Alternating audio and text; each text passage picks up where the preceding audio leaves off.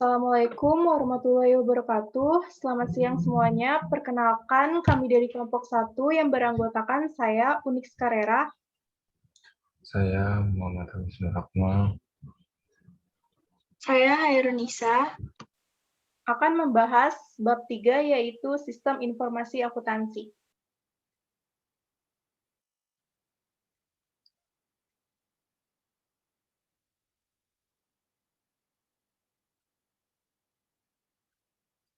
Tujuan pembelajaran, yang pertama kita akan menjelaskan sistem informasi akuntansi dasar, yang kedua kita akan mencatat dan meringkas transaksi dasar, yang ketiga kita akan mengidentifikasi dan menyiapkan jurnal penyesuaian, yang keempat kita akan menyiapkan laporan keuangan dari neraca saldo yang disesuaikan dan menyiapkan jurnal penutup, dan yang terakhir kita akan menyiapkan laporan keuangan untuk perusahaan dagang. Lalu ada pratinjau bab 3 Sistem Informasi Akuntansi. Yang pertama kita akan membahas mengenai sistem informasi akuntansi, yang kedua kita akan mencatat dan meringkas transaksi dasar, yang ketiga identifikasi dan menyiapkan entry penyesuaian, yang keempat menyiapkan laporan keuangan, dan yang terakhir laporan keuangan perusahaan dagang. Sistem Informasi Akuntansi.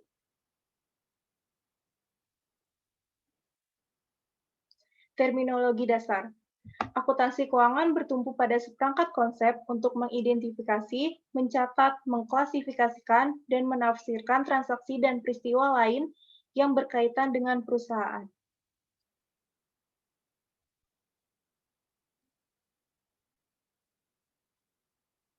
Terminologi dasar, yang pertama ada event atau peristiwa. Yang kedua ada transaksi, yang ketiga ada akun, yang keempat ada akun real, yang kelima ada akun nominal, yang keenam ada buku besar, yang ketujuh ada jurnal, yang kedelapan ada posting, yang kesembilan ada neraca saldo, yang kesepuluh ada jurnal penyesuaian, yang kesebelas ada laporan keuangan, dan yang terakhir ada entry atau jurnal penutup. Terminologi dasar, yang pertama, event atau peristiwa, adalah suatu peristiwa umumnya yang bersumber atau penyebab perubahan aset, kewajiban, dan ekuitas. Peristiwa tersebut kemungkinan eksternal ataupun internal. Lalu ada transaksi, yaitu peristiwa eksternal yang melibatkan transfer atau pertukaran antara dua atau lebih entitas. Akun adalah suatu pengaturan sistematis yang menunjukkan pengaruh transaksi dan peristiwa lain pada elemen tertentu seperti aset, kewajiban, dan sebagainya. Perusahaan membuat akun terpisah untuk setiap aset, kewajiban, pendapatan, dan beban, serta untuk modal atau ekuitas pemilik. Karena format rekening sering menyerupai huruf T, kadang-kadang disebut sebagai rekening T. Lalu ada akun real. Akun nyata atau real atau permanen adalah akun aset, kewajiban, dan ekuitas yang muncul pada laporan posisi keuangan.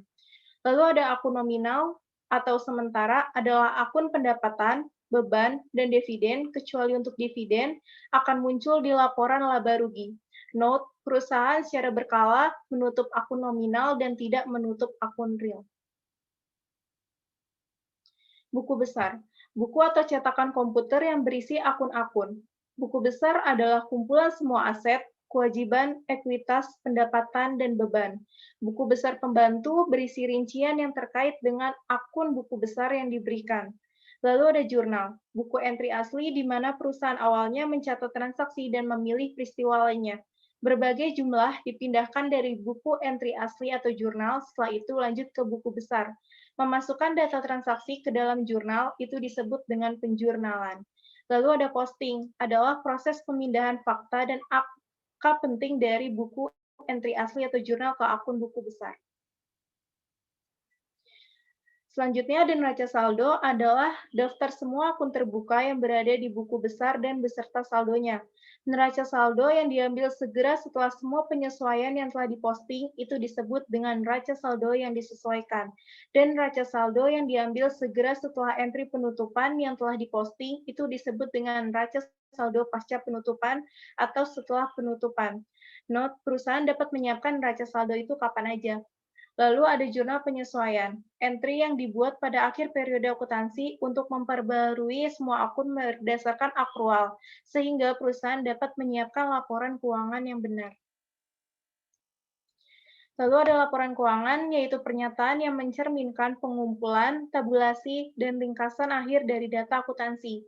Berikut macam-macam laporan keuangan. Yang pertama itu adalah laporan posisi keuangan, yang menunjukkan kondisi keuangan perusahaan pada akhir suatu periode. Yang kedua adalah laporan laba rugi atau laporan laba rugi komprehensif, yaitu mengukur hasil operasi selama periode tertentu.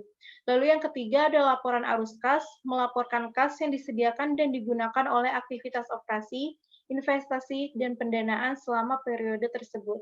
Lalu ada laporan laba ditahan atau laporan laba ditahan, merekonsiliasikan saldo akun laba ditahan dari awal sampai akhir periode. Entry atau jurnal penutup. Proses formal di mana perusahaan mengurangi semua akun nominal menjadi nol dan menentukan dan mentransfer laba bersih atau rugi bersih ke akun ekuitas. Juga dikenal dengan menutup buku besar, menutup buku, atau hanya menutup. Lalu ada debit dan kredit. Istilah debit dan kredit berarti kiri dan kanan. Istilah ini tidak berarti bertambah atau berkurang, melainkan menggambarkan di mana suatu perusahaan membuat entry dalam proses pencatatan. Artinya, ketika sebuah perusahaan memasukkan jumlah di sisi kiri akun, berarti ia mendebit akun tersebut. Ketika membuat entry di sisi kanan, itu berarti mengkredit akun. Saat membandingkan total kedua sisi, apabila akun menunjukkan saldo debit adalah jika total jumlah debit melebihi kredit.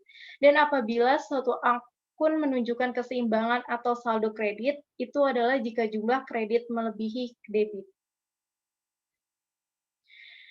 Ini contohnya kayak aset itu akan bertambah di debit, sedangkan utang akan berkurang di debit. Modal juga akan berkurang di debit, pendapatan akan berkurang di debit, dan beban akan bertambah di debit. Sedangkan aset akan berkurang di kredit, utang akan bertambah di kredit, modal akan bertambah di kredit, pendapatan akan bertambah di kredit, dan beban akan berkurang di kredit. Persamaan akuntansi, hubungan antara aset, hutang, dan modal adalah harta sama dengan hutang ditambah modal. Jadi persamaan itu harus seimbang setelah setiap transaksi. Untuk setiap debit, pasti selalu ada kredit. Sistem entry ganda. Contohnya, satu pemilik menginvestasikan $40.000 dalam pertukaran untuk saham biasa. Itu asetnya bertambah 40.000, equity-nya bertambah 40.000. Yang kedua, mengeluarkan uang tunai $600 untuk gaji administrasi, asetnya berkurang 600, equity-nya berkurang 600 di akun expense. Yang ketiga, membeli peralatan kantor dengan harga $5.200 dengan memberikan surat promise 6% sebagai gantinya, asetnya bertambah $5.200 dan liabilities-nya bertambah $5.200. Yang keempat, menerima uang tunai $4.000 untuk layanan yang dilakukan, asetnya itu bertambah 4.000, equity-nya bertambah 4.000 di akun pendapatan. Yang kelima, melunasi kewajiban jangka pendek sebesar $7.000, berarti asetnya itu berkurang 7.000, lalu di utangnya berkurang 7.000.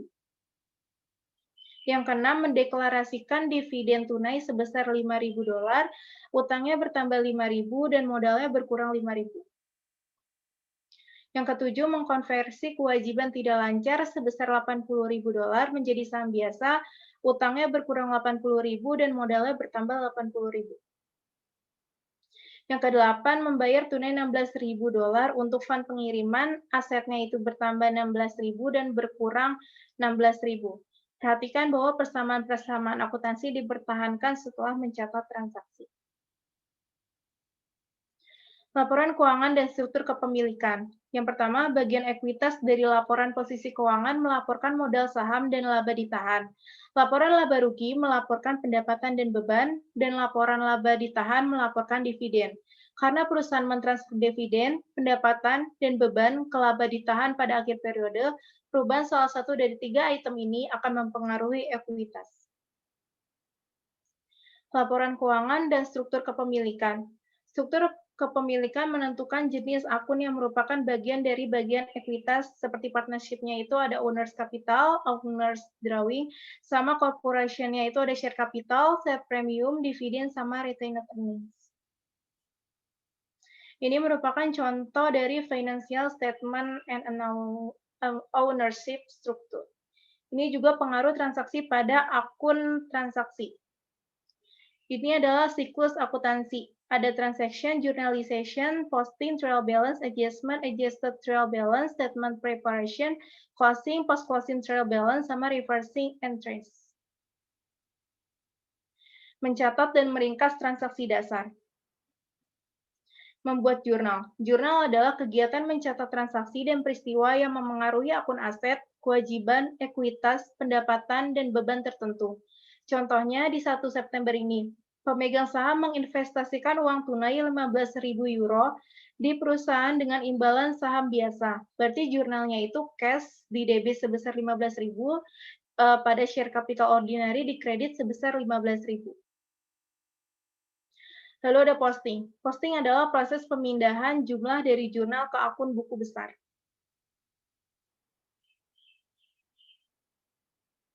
Bagan akun. Bagan akun mencantumkan akun dan nomor akun yang mengidentifikasi lokasinya di buku besar. Sistem penomoran yang mengidentifikasi akun biasanya dimulai dengan akun laporan posisi keuangan dan diikuti dengan akun laporan laba rugi. Proses pencatatan transaksi. Di ilustrasi 3.10 hingga 3.19 itu menunjukkan langkah-langkah dasar dalam proses pencatatan. Menggunakan transaksi Oktober Yazici Advertising AS periode akuntansi Yazici dalam 1 bulan. Analisis dasar dan analisis debit kredit mendahului penjurnalan dan posting setiap transaksi. Untuk kesederhanaan, kami menggunakan akun T dari dalam ilustrasi alih-alih formulir akun standar. Pada tanggal 1 Oktober, si R. Yazici menginvestasikan uang tunai sebesar 100.000 euro di sebuah perusahaan periklanan yang dikenal sebagai Yazici Advertising AS. Asetnya itu berarti bertambah 100.000 dan modalnya itu bertambah 100.000 di akun share capital. Berarti cash-nya itu di debit sebesar 100.000 pada share capital ordinary di kredit sebesar 100.000. Pada tanggal 1 Oktober, Yazici Advertising membeli peralatan kantor seharga 50.000 euro. Dengan menandatangani wesel bayar 3 bulan, 12%, 50.000 euro. Berarti di asetnya itu bertambah 50.000 di akun equipment, dan utangnya itu bertambah juga 50.000 di akun notes payable. Jadi jurnalnya itu equipment di debit sebesar 50.000 pada notes payable di akun kredit sebesar 50.000. Pada tanggal 2 Oktober, Yazici Advertising menerima uang muka 12 euro dari Knox klien untuk pelayanan periklanan yang diharapkan akan selesai pada tanggal 31 Desember. Berarti asetnya itu bertambah 12.000 di akun cash, utangnya itu bertambah 12.000 di akun unearned service revenue. Berarti jurnalnya itu untuk tanggal 2, cash-nya di debit sebesar 12.000 pada unearned service revenue sebesar 12.000 di kredit. Pada tanggal 3 Oktober, Yazici Advertising membayar sewa kantor untuk bulan Oktober secara tunai 9.000 euro. Berarti asetnya itu berkurang 9.000 di akun cash, sama equity-nya itu berkurang juga 9.000 di akun expand. Jadi jurnalnya itu rent expand di debit sebesar 9.000, cash-nya itu berkurang 9.000 di akun kredit. Pada 4 Oktober, Yazici Advertising membayar 6.000 euro untuk polis asuransi 1 tahun yang akan kadaluarsa tahun depan pada 30 September. Kasnya itu berkurang 6.000 dan bertambah juga di akun prepaid insurance sebesar 6.000. Jadi jurnalnya itu prepaid insurance di debit sebesar 6.000 pada cash di akun kredit sebesar 6.000.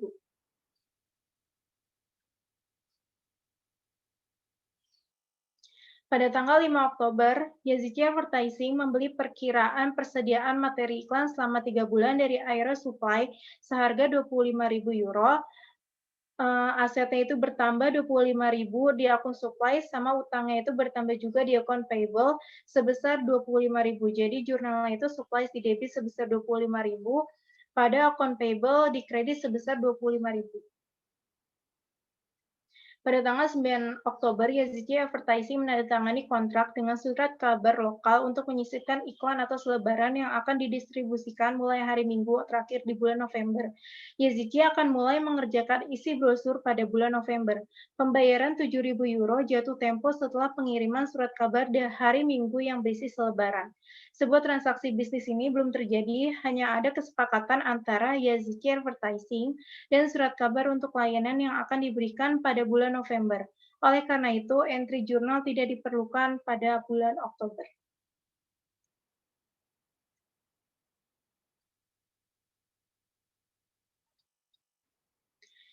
Pada 20 Oktober, Dewan Direksi Yazidi Advertising mengumumkan dan membayar dividen tunai 5.000 euro kepada pemegang saham. Asetnya itu berkurang 5.000 di akun cash, sama equity-nya itu berkurang 5.000 di akun dividen. Jurnalnya itu berarti dividen di debit sebesar 5.000 pada cash di kredit sebesar 5.000. Pada tanggal 26 Oktober, Yazidi Advertising membayar gaji dan upah karyawan secara tunai. Karyawan dibayar sebulan sekali setiap 4 minggu. Total gaji adalah 10.000 euro per minggu atau 2.000 euro per hari. Pada bulan Oktober, periode pembayaran dimulai pada hari Senin 1 Oktober. Akibatnya, periode pembayaran berakhir pada Jumat 26 Oktober dengan gaji dan upah 40.000 euro dibayarkan. Berarti asetnya itu berkurang 40.000 di akun cash, sama equity-nya berkurang juga 40.000 di akun cash, jurnalnya salaries and wages expense di debit sebesar 40.000 dan cash itu berkurang di kredit sebesar 40.000. Pada tanggal 31 Oktober, Yazidi Advertising menerima 28.000 euro tunai dan tagihan Copa Company 72.000 euro untuk layanan iklan sebesar 100.000 euro yang dilakukan pada bulan Oktober. Maka asetnya itu bertambah di akun cash sebesar 28.000, akun receivable-nya itu juga bertambah 72.000, dan modalnya itu juga bertambah 100.000 di akun revenue. Jadi jurnalnya itu cash di debit sebesar 28.000, akun receivable di debit sebesar 72.000, dan service revenue sebesar 100.000 di akun kredit. Neraca saldo. Daftar setiap akun dan saldonya sesuai urutan kemunculan di buku besar. Saldo debit tercantum di kolom kiri dan saldo kredit di kolom kanan. Digunakan untuk membuktikan persamaan matematis dari saldo debit dan kredit, mengungkap kesalahan dalam penjurnalan dan posting. Ini contoh dari trial balance. Selanjutnya akan dibacakan oleh Akmal.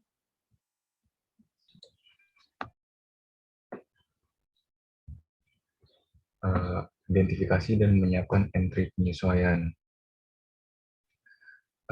Yang pertama ada jenis penyesuaian. Ada deferral, yaitu beban dibayar di muka, prepaid expense, pengeluaran yang dibayar tunai sebelum digunakan atau dikonsumsi. Yang kedua, pendapatan diterima di muka, unearned revenue, uang tunai diterima sebelum layanan atau jasa dilakukan. Yang kedua, ada accrual, pendapatan yang masih harus dibayar, acquired revenues, pendapatan untuk jasa yang dilakukan tapi belum diterima secara tunai atau dicatat. Yang kedua, ada beban yang masih harus dibayar tunai atau dicatat.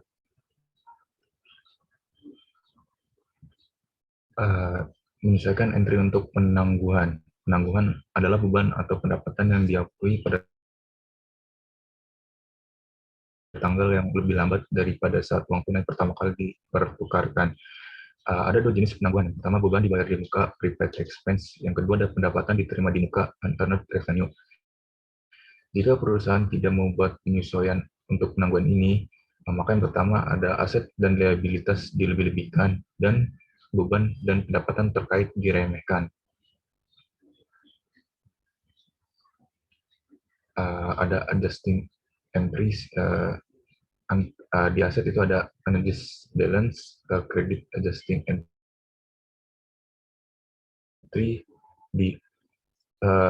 ada prepaid expense, itu ada debit adjusting entry, di cash. Lanjut ada beban dibayar di muka, prepaid expense, aset dibayar dan dicatat sebelum perusahaan menggunakannya. Pembayaran tunai beban tercatat, pembayaran di muka sering terjadi dalam dan peralatan.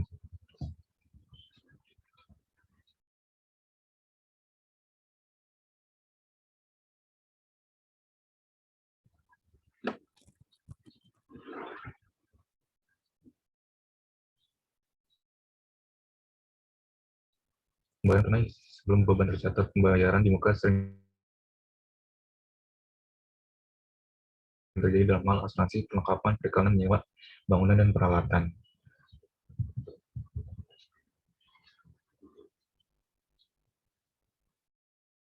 Perlengkapan contoh pertama ada Yazici Advertising membeli perlengkapan iklan seharga 25.000 euro pada tanggal 5 Oktober. Buatlah jurnal untuk mencatat pembelian perlengkapan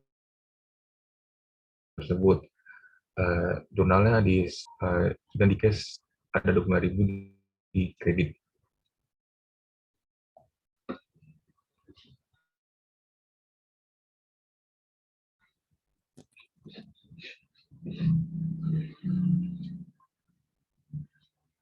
Next. Hitungan persediaan pada penutupan bisnis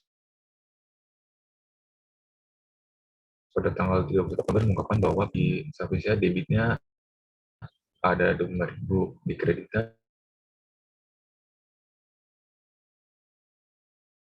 ada 15.000, di service expense-nya debitnya 15.000 euro. Next.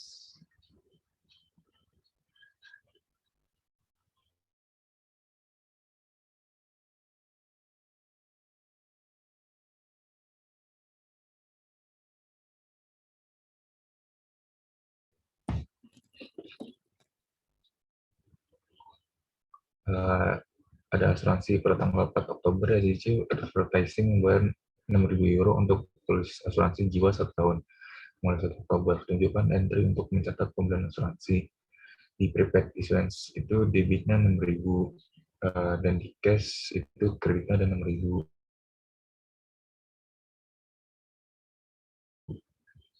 Next.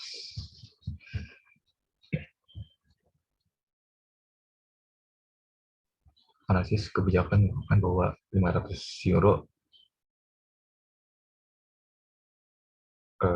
itu dapat dari 6.000 euro. Jadi Yazici membuat jurnal penyesuaian berikut. Di prepaid issuance itu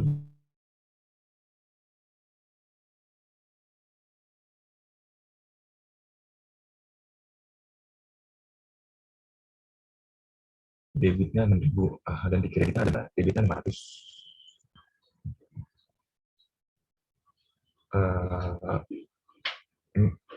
Depresiasi Yazici Advertising memperkirakan penyusutan peralatan kantornya menjadi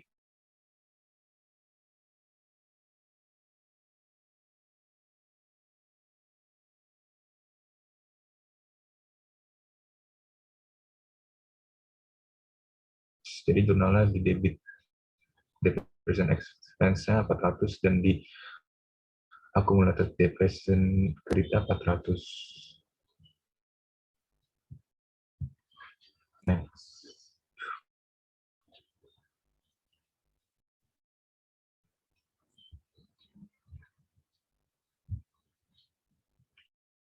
Penerimaan kas sebelum biasa dilakukan bisa terlihat sebagai kewajiban yang disebut pendapatan diterima di muka. Penerimaan kas sebelum pendapatan dicatat. Pendapatan diterima di muka sering terjadi hubungan dengan sewa tiket pesawat, uang kuliah, langganan majalah, dan deposit pelanggan. Pendapatan diterima di muka. Yazici Advertising menerima 12 euro pada 2 Oktober dari KC untuk pelayanan periklanan yang diharapkan selesai pada 31 Desember. Tunjukkan entry jurnal untuk mencatat penerimaan pada 2 Oktober. Cash-nya bertambah 12.000, dan di Turner Service Revenue-nya ada kredit 12.000.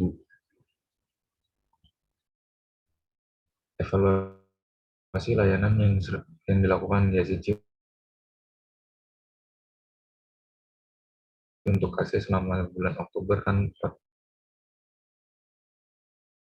4.000 euro pada bulan Oktober, di 4.000, dan di service revenue-nya di kredit 4.000, kredit di service revenue 100.000 dikurang 4.000, bertambah 4.000 jadi 104.000.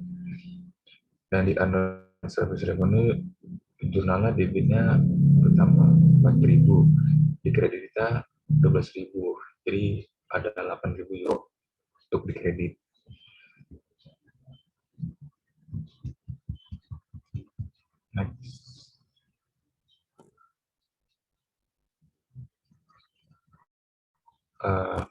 Lalu ada menyesuaikan entry untuk akrual.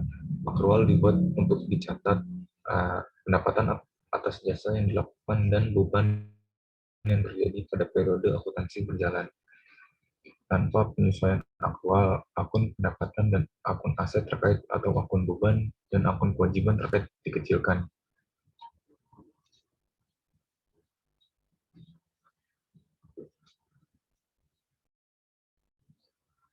Ini ada listing entries,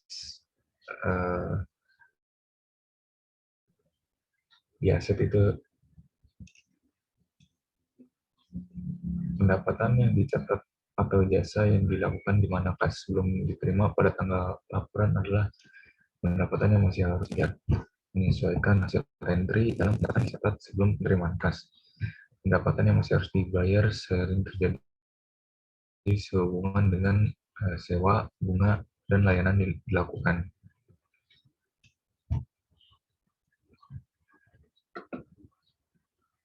Next.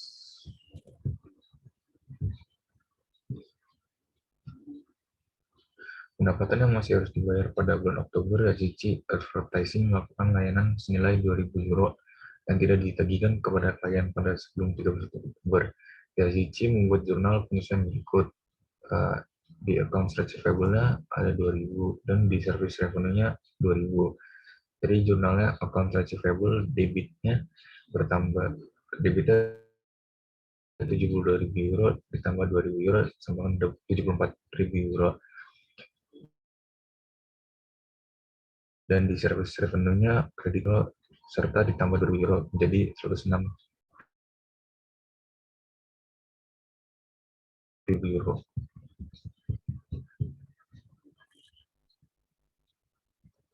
Beban yang terjadi setiap tetapi belum dibayar tunai atau dicatat menyesuaikan hasil entry dalam beban dicatat dengan sewa, bunga, pajak, dan gaji.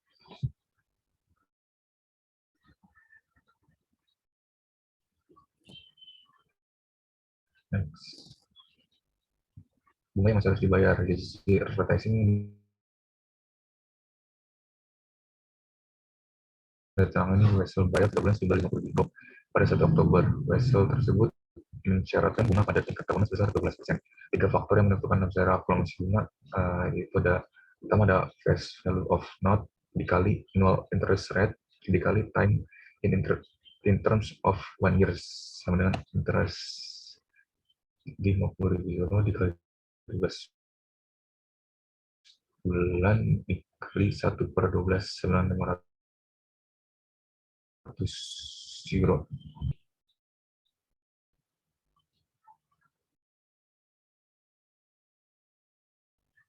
Gaji advertising mendatangkan 3 bulan 12% hasil bayar sebesar 50.000 euro pada 1 Oktober. Siapkan jurnal penyesuaian pada 31 Oktober untuk catat akrual bunga. Ada 500 interest expense. Jurnalnya di debit 500 dan interest payable di kredit 500.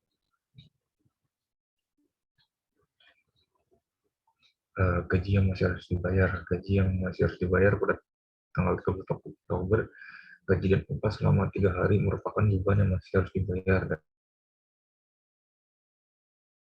kewajiban terkait kepada SHC. Karyawan menerima total gaji sebesar 10.000 euro untuk 5 hari kerja dalam seminggu atau 2.000 euro per hari. Next.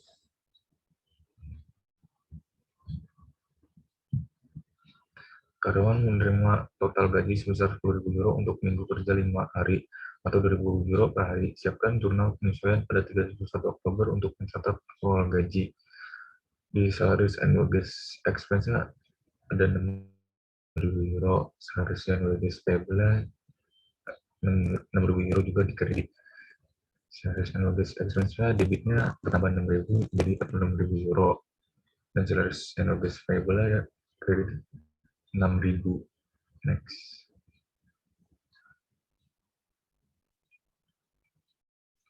Pada 23 November, agensi advertising akan kembali membayar total gaji sebesar 40.000 euro. Buatlah ayat jurnal untuk mencatat pembayaran gaji pada tanggal 23 November. Salaries and wages payable-nya 6.000, salaries and wages expense-nya 34.000, dan cash-nya 40.000. Jadi salaries and wages expense-nya debit 34.000, salaries and wages payable-nya debitnya 6.000, serta kreditnya 6.000.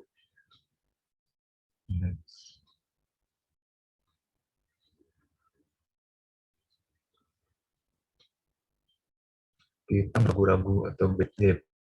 Piutang ragu-ragu bad debt diasumsikan agensi advertising secara wajar memperkirakan biaya piutang tak tertagih untuk bulan sebesar 1.600 euro. Itu membuat jurnal penyesuaian untuk piutang tak tertagih sebagai berikut. Jurnalnya bad debt expense-nya 1.600 dan allowance for doubtful accounts 1.600. Dan contract receivable tanggal 31 Oktober 72.000 dan 2.000 di cash, menjadi 74.000 di account receivable, dan di kreditnya adjust 1.600 dan bad debt expense-nya sebesar 1.600. Next.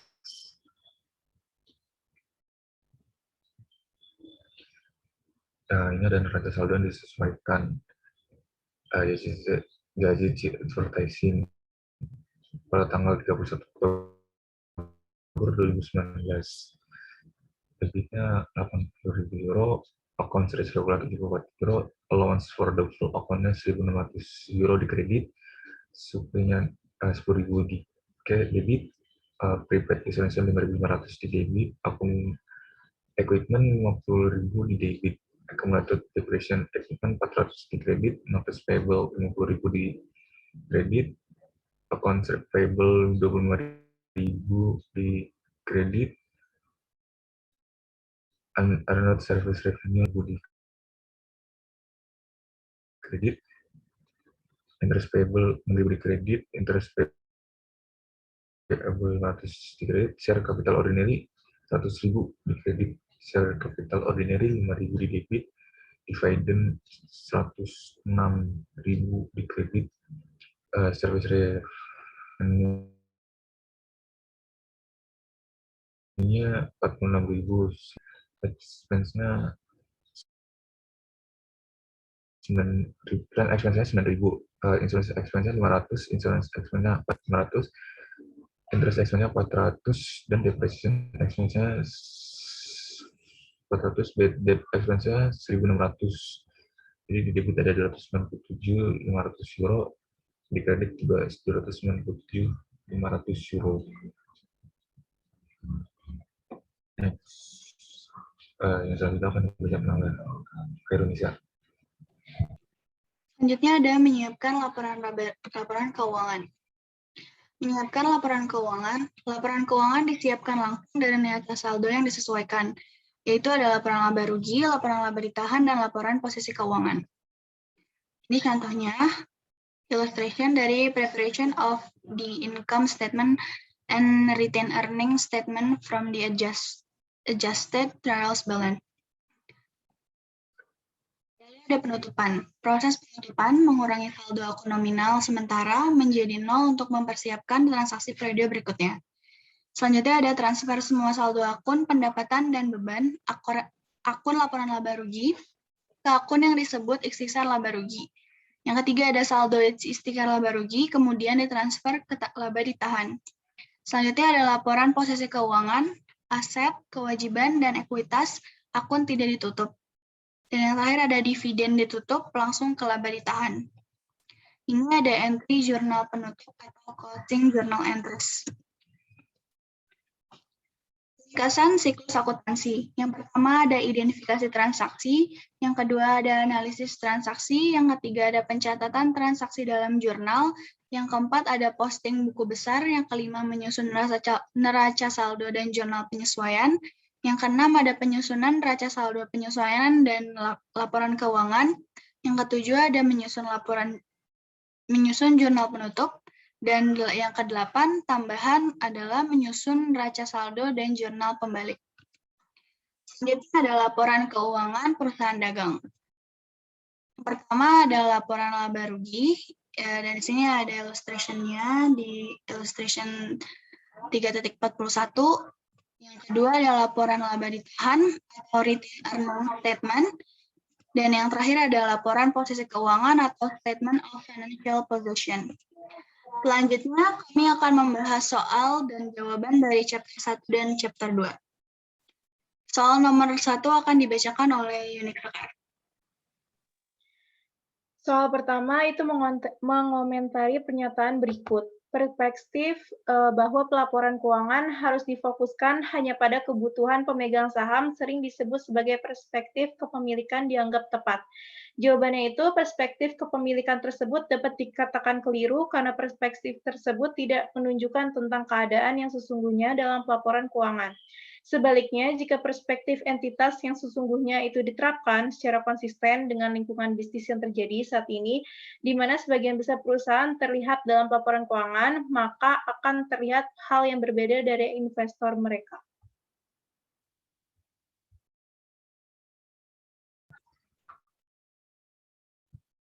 Soal kedua, beri peringkat dari yang paling otoritatif sehingga paling tidak otoritatif pada 3 item berikut. Kerangka konseptual untuk laporan keuangan, standar pelaporan keuangan internasional, dan interpretasi standar pelaporan keuangan internasional. Jawabannya International Financial Reporting Standard, International Financial Reporting Interpretation, dan Conceptual Framework for Financial Reporting. Yang ketiga, apa saja biaya penyediaan informasi akuntansi? Apa saja manfaat dari informasi akuntansi? Jelaskan faktor biaya manfaat yang harus dipertimbangkan ketika standar akuntansi baru sedang diusulkan. Jawabannya, yang pertama ada biaya penyediaan informasi, yaitu biaya langsung atau direct cost. Biaya yang dapat diidentifikasi langsung berhubungan dengan produksi barang objeknya. Contohnya seperti biaya tenaga kerja langsung dan biaya bahan baku. Yang kedua ada biaya tidak langsung atau indirect cost, biaya yang tidak dapat diidentifikasi langsung dengan proses produksi secara keseluruhan.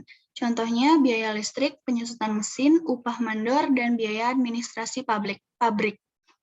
Kedua ada manfaat dari informasi akuntansi. Yang pertama ada memperbaiki kualitas dan mengurangi biaya untuk menghasilkan produk atau jasa.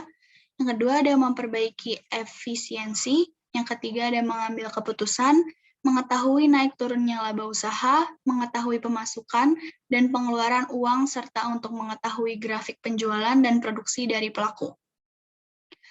Lalu ada biaya bahan baku standar, yaitu standar harga atau tarif bahan langsung, ditentukan oleh yang pertama ada harga unit barang langsung yang harus dibeli, yang kedua perubahan harga yang terjadi selama tahun yang bersangkutan, yang ketiga suatu standar yang terpisah harus ditetapkan untuk setiap bahan.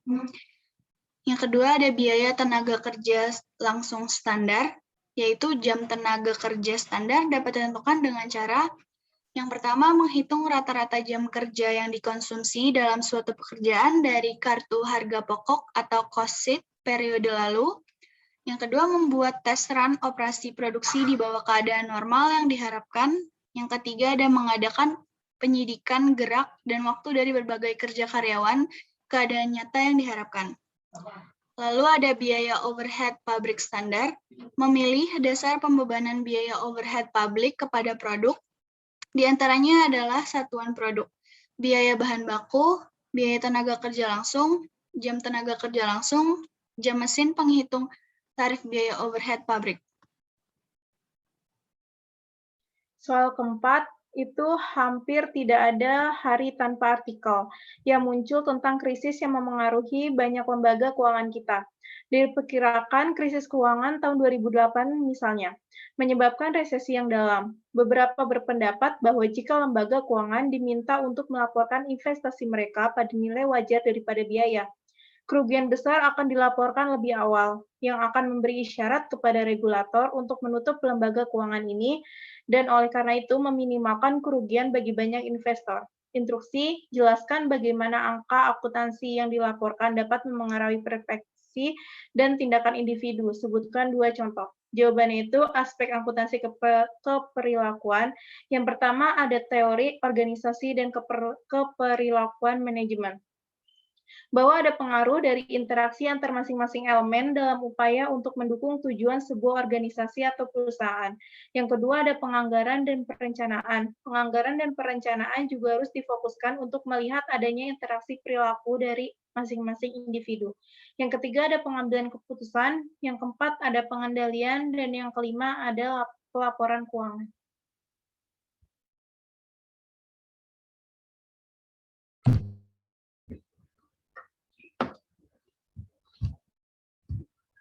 Soal kelima, Wayne Cooper memiliki beberapa pertanyaan mengenai kerangka teoritis di mana IFRS didirikan. Dia tahu bahwa IASB telah berusaha untuk mengembangkan kerangka konseptual untuk perumusan teori akuntansi. Namun, Supervisor Wayne telah menunjukkan bahwa kerangka teoritis ini memiliki sedikit nilai dalam arti praktisi itu di dunia nyata. Wayne memang memperlihatkan bahwa aturan akuntansi tampaknya dibuat setelah fakta daripada sebelumnya. Dia pikir ini menunjukkan kurangnya struktur teori, tetapi tidak pernah benar-benar mempertanyakan proses di sekolah karena dia terlalu sibuk mengerjakan pekerjaan rumah. Wayne merasa bahwa beberapa kecemasannya tentang teori akuntansi dan semantik akuntansi dapat dikurangi dengan mengidentifikasi konsep dasar dan definisi yang diterima oleh profesi dan mempertimbangkan tujuan dalam pekerjaannya saat ini. Dengan melakukan ini, ia berharap dapat mengembangkan hubungan yang tepat teori dan praktik. Instruksinya ada yang pertama ada bantu Wayne mengenali tujuan kerangka kerja konseptualnya, yang kedua ada mengidentifikasi manfaat yang muncul dari kerangka konseptualnya. Yang pertama, kerangka konseptual seperti konstitusi. Tujuannya adalah untuk menyediakan sistem yang koheren dari tujuan dan dasar yang saling terkait, yang dapat mengarah pada standar yang konsisten dan yang mengatur sifat, fungsi, dan batasan akuntansi keuangan dan laporan keuangan. Kerangka konseptual diperlukan agar penetapan standar bermanfaat, yaitu penetapan standar harus dibangun di atas dan berhubungan dengan kumpulan konsep dan tujuan yang sudah mapan. Kerangka konseptual yang ditemukan dengan baik harus memungkinkan FASB untuk mengeluarkan standar yang lebih berguna dan konsisten di masa depan. Jawaban yang kedua, manfaat khusus yang mungkin timbul adalah 1. Seperangkat standar dan aturan yang koheren harus dihasilkan. Yang kedua, masalah praktis baru yang muncul harus lebih cepat diselesaikan dengan mengacu pada kerangka kerja yang ada. Yang ketiga, harus meningkatkan pemahaman dan kepercayaan penggunaan laporan keuangan terhadap laporan keuangan. Yang keempat, ini harus meningkatkan komparabilitas antara laporan keuangan perusahaan. Yang kelima, harus membantu menentukan batas-batas penilaian dalam menyiapkan laporan keuangan. Dan yang terakhir, harus memberikan panduan kepada badan yang bertanggung jawab untuk menetapkan standar akuntansi. Demikian presentasi kami, kurang lebihnya mohon maaf. Wassalamualaikum warahmatullahi wabarakatuh.